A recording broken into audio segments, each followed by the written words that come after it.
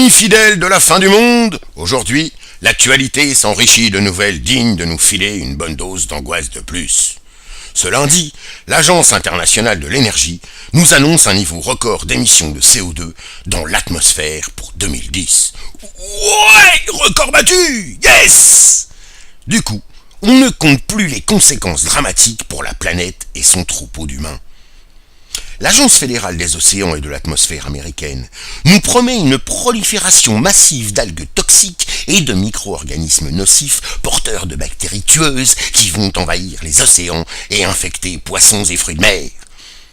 Les autorités canadiennes ont elles aussi sonné l'alarme et préviennent de la fonte du pergélisol, cette couche supérieure de roche qui se maintient normalement en dessous de zéro et qui garantit la stabilité des sols.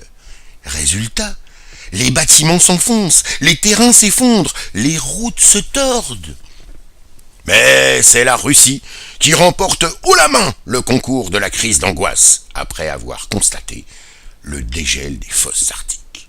Ah, les fosses arctiques russes, ce merveilleux paysage lunaire mêlé de poésie, et rempli de cadavres d'animaux atteints de la maladie du charbon qu'on enfouit là parce qu'on ne savait pas quoi en faire et qui menacent de ressurgir à l'air libre en libérant l'agent pathogène du charbon. Ouah, le retour de la maladie du charbon, au secours! Heureusement, pendant que la Terre se meurt et nous avec, nos gouvernements, eux, se réjouissent en douce du réchauffement climatique et de la fonte de la banquise.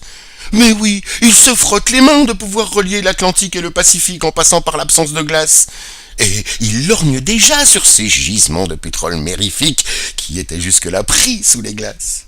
Enfin, au bonheur, pour être sûr d'être les premiers sur le coup, nos joyeuses élites ont entamé de grandes manœuvres militaires, histoire de marquer leur territoire, hein, on ne sait jamais. C'était un nouvel épisode de notre feuilleton Pendant la fin du monde. Les affaires continuent.